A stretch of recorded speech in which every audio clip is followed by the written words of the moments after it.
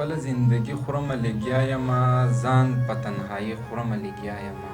زه په ځان کې شور پیدا کول غواړمه، ستا د لاس بنګړي خورمه لګیا یمه. تږی یم دومره چې اوبه نشته، د منګي خاورې خورمه لګیا یمه. سلامونه، نیکې هیلې او احترامات مې ومنئ. پروګرام دی لالونه او زویم خوشنودامان. نن زموږ سره په پروګرام کې عنایت شاه موجود دی. د هغه نه به شعرونه اورو او د هغه ژوند به پوښتو، د هغه سره به ګپ شپ لګو. نو عنایت شاه صاحب په پروګرام کې درته هرکلی او مینه وایو. ډېره مننه خوشنود بھائی. عنایت شاه صاحب زندګي مو څنګه تېرېږي؟ بس ښه ده، شکر دی، برابر ده. عنایت شاه شعرونو ته څنګه راووتی؟ دا مو ذهن کې څنګه راغل چې زه به شعر ولیکم؟ څنګه خوشنود بھائی، زما شوق د شاعرۍ سره د اتم جماعت نه و. ما چې کله په اتم جماعت کې به داسې پروګرام و، نو ما به پکې داسې شعرونه میرونه ویښو. ټول څه د رحمان بابا، څه د یو شاعر ډاکټر اعظم، او د هغې نه پس بیا ما د دې نه یو سیټ ته شو. ما خو چې بیا کله حالاتو داسې څه مجبوري راغله، نو د هغې د وجې په 20 جولای 2018 باندې ما شاعرۍ اولنۍ غزل ولیکه. عنایت شاه څه مجبوري راغله چې دوی شاعرۍ طرف ته مایله کړې او شاعرۍ ته یې راویستئ؟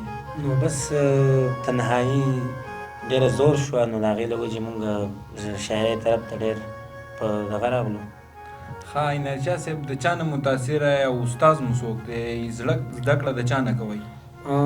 پس ټایم که زه ووایم، نو په زړو شاعرانو کې مې ایوب تنګیوال صاحب، لایق زاده لایق صاحب، او ډاکټر عباسین یوسفزی او رحمت شاه سایل صاحب، او د نن دور چې کوم شاعران دي، نو په هغو کې مې د بغزاده دانش صاحب سره مینه ډېره ده. محمد ګل منصور صاحب شو، ټول زموږ د سر لالونه دي، خو د خوښې مو دغه دي.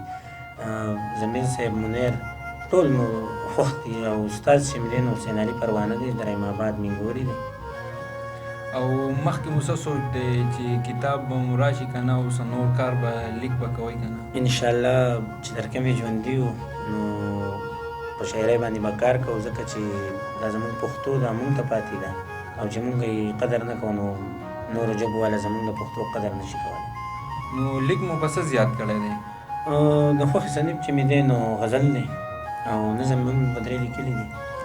او مینهوالو ته به څه وړاندې کوئ؟ مینهوالو ته به که مسافر ملګري دي، هغو ته خو اول زموږ د زړه نه دا دعا ده چې الله دې ټول په خپل وطن آباد کړي.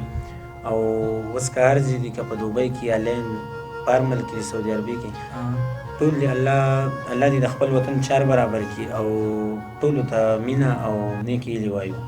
او هغو ته به ما د سواد په باره کې یو څیز لیکلی دی، خو د هغې نه مخکې خوشنود بھائی تاسو ته او باچا صاحب دلته ټولو ته یو 4-5 شعرونه دي چې مونږ ډېر خواږه یو ښه، مونږ ډېر خواږه یو ښه، مونږ د یو بل زړه یو ښه، مونږ ډېر خواږه یو ښه، مونږ د یو بل زړه یو ښه، مونږ په پښتو یو مس، مونږ پښتانه یو ښه، ډېر الله یار، مونږ په پښتو یو مس، مونږ پښتانه یو ښه، او غاړه په کوڅه کې را مونږ له واړه یو ښه، ډېر الله یار. او غزل درته ویمه چې په خندا چې به راتلمه زه د چا د میو جام ته، په خندا چې به راتلمه زه د چا د میو جام ته، او مړه سوات ته چېرته راشه دواړه لاړ به شو کالام ته.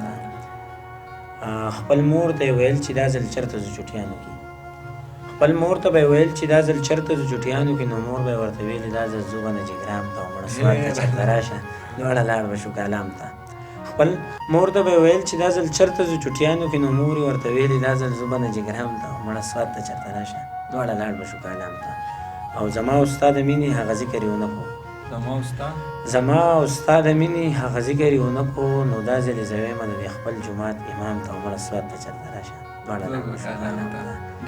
او دا دنګ دنګ چې غرونه دي په غاړه یې سیندونه دي، دا دنګ دنګ چې غرونه دي په غاړه یې سیندونه دي، نو زه چېرته اشنا د پیزاګټ پارک ماښام ته، او مړه سوات ته چېرته راشه دواړه لاړ به شو کالام ته. او ته خو په سوات کې د سیدو بابا مزار وخوړی، ته خو په سوات کې د سیدو بابا مزار وخوړی، زړه مې وایي زو د پیر بابا سلام ته، او مړه سوات ته چېرته راشه دواړه لاړ به شو کالام ته. او اخرنی شعر دی پکې چې ملګرو تنګوله چې دا ستا عنایت څوک دی، ملګرو تنګوله چې دا ستا عنایت څوک دی، غوسه شوه ته کسه شوه ویلې وبه ویم باغوان ته، او مړه سوات ته چېرته راشه دواړه لاړ به شو کالام ته. عنایت صاحب د باغوان تخلص دا مو څنګه ځان ته راکړی چې عنایت شاه باغوان؟ نو دا خو زما قوم چې دی هغه باغوانان یو او زما ډېر خوښ دی خپل تخلص. نو د مینهوالو په خولو باندې ما چې عنایت شاه باغوان. عنایت ځان شاه باغوان پکې دی. لکه تاسو باغوانان یو دي. نور به څه وایئ؟ نور خو به یو څو شعرونه ووایم چې لیونی نشته ځکه شور نشته. لیونی نشته ځکه شور نشته او اوس مو د زړونو هغه زور نشته. ډېره لیا. لیونی نشته ځکه شور نشته او اوس مو د زړونو هغه زور نشته. دا د الله مهرباني ده په موږ. دا د الله مهرباني ده په موږ. زموږ په ټول کلي کې کور نشته. او شعر دی پکې چې ځکه زه داسې بې اسرې ودرېدم. ځکه زه داسې بې اسرې ودرېدم زما په دې وطن کې ورور نشته او دا سړی ناست وي په محفل کې غریو نیولی ښکاري. دا سړی ناست وي په محفل کې غریو نیولی ښکاري. د ارمانونو کور یې وران دی پکې مور نشته او دا د بارودو هوا وهلې ځمکې. دا د بارودو هوا وهلې ځمکې.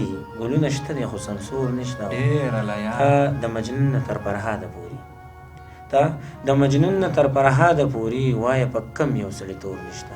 ډېر ښه. او زه په راتلو پر امید یم عنایت باغوانه. زه په راتلو پر امید یم عنایت باغوانه. په زړه مې دغه یو ارمان دی پکې نور نشته. عنایت ډېر سوځېدلي شعرونه دي لیکلي دي. وجه څه ده؟